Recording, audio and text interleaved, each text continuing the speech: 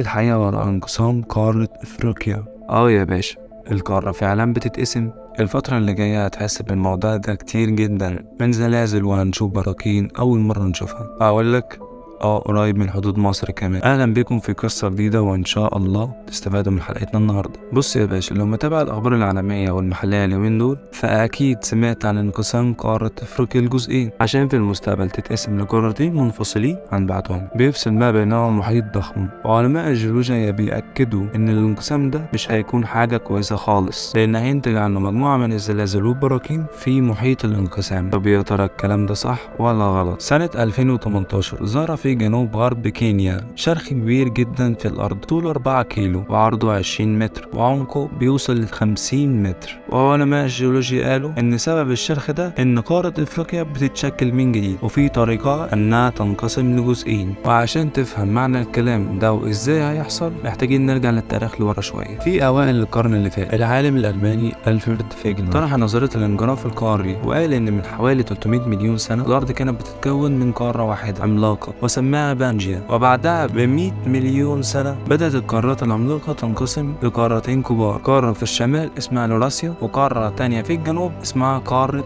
جوندوانا. ومع مرور فترات كبيرة من الزمن بدأت كل قارة من القارتين تنقسم لأجزاء، والأجزاء دي بدأت تبعد عن بعض بمرور الوقت لحد ما وصلت القارات لشكلها الحالي. وفي ستينيات نفس القرن ظهرت نظرية علمية بتقول إن الأرض بتنقسم ل7 صفائح تكتونية أساسية، واللي تهمنا فيهم صفيحة افريقيا. الصفيحة الافريقية حدودها من الشمال قاع البحر المتوسط، وجنبها بتظهر صفيحة اسمها اوراسيا اللي بتكون قارة اوروبا واجزاء من اسيا. وحدود الصفيحة الافريقية من الشرق في قاع البحر الاحمر، ولازق فيها صفيحة تانية اسمها الصفيحة العربية، وهو ده المكان اللي بيتوقع فيه العلماء ان قارة افريقيا هتبدأ تنقسم من عنده، لان الصفيحة الافريقية فيها عدد من الشروخ الضخمة جدا موجود فيها الصخور اللي بتكون الصفيحة التكتونية. والشرخ اللي يهمنا دلوقتي اسمه شرق افريقيا، اللي بيمتد من خليج عدن لحد جنوب زيمبابوي على مسافة 3000 كيلو، وبيمر ببلاد زي اثيوبيا وكينيا واوغندا وتنزانيا. ومع مرور الزمن بيقسم القارة لجزئين بيحاولوا يبعدوا عن بعض بالتدريج، لدرجة ان علماء الجيولوجيا اطلقوا اسمين مختلفين على كل صفيحة فيهم. الصفيحة الكبيرة اللي بتمثل معظم القارة سموها الصفيحة النوبية، ودي اللي فيها مصر. والصفيحة التانية اللي بينقسم فيها القارة وبتبعد عنها سموها الصفيحة الصومالية. وفي سنة 2018 بعد ظهور الشرخ اللي حكينا عنه في كينيا، علماء كتير بدأوا يأكدوا ان دي علامة على انقسام القارة في المستقبل، ممكن توصل ل8 مليون سنة من دلوقتي. والعملية دي اكيد يا باشا هيكون فيها ظواهر طبيعية غريبة زي الزلازل والبراكين والشروخ الارضية اللي بتحصل دلوقتي للمرحلة الاولى من العملية. تحس يا جدع ان الارض زهقت من الشكل اللي هي عليه، قالت تعمل زينا وتحب التغيير. لكن على الجنب التاني في خبراء زلازل كانوا شايفين ان الشرح ده ملوش اي علاقة بانقسام قارة افريقيا. كان منهم بروفيسور ستيفن هيكس الباحث في جامعة ساوثهامبتون، اللي قال ان سبب الشرخ ده هو الامطار والسيول اللي نزلت على تربة هشة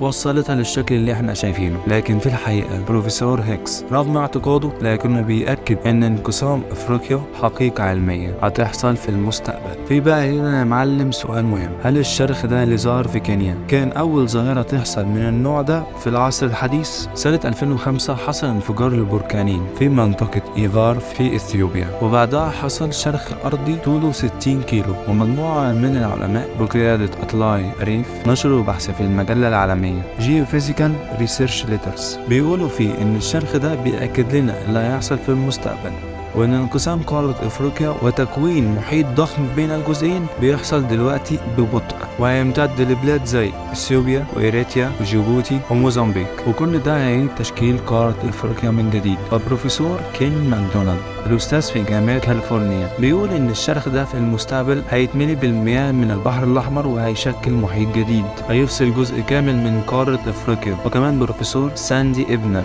الباحثة في جامعة روشستر بتقول إن الأخبار دي مش سعيدة لسكان المنطقة دي خالص، لأن النشاط الجيولوجي اللي بيحصل هيكون سبب في زلازل وبراكين كتير وعملاقة كمان، ربنا يسترها من الأيام اللي جاية. برضو هنرجع نقول إن ده نشاط من القشرة الأرضية، عشان كده العالم كله بيحصل له ظاهرة الزلازل حاليا. بس كده. وفي آخر الفيديو يا رب تكونوا استفدتوا ومبسوطين من حلقتنا النهاردة، وما تنسوش اللايك والاشتراك عشان تحفزونا إننا نكمل. ومع السلامة.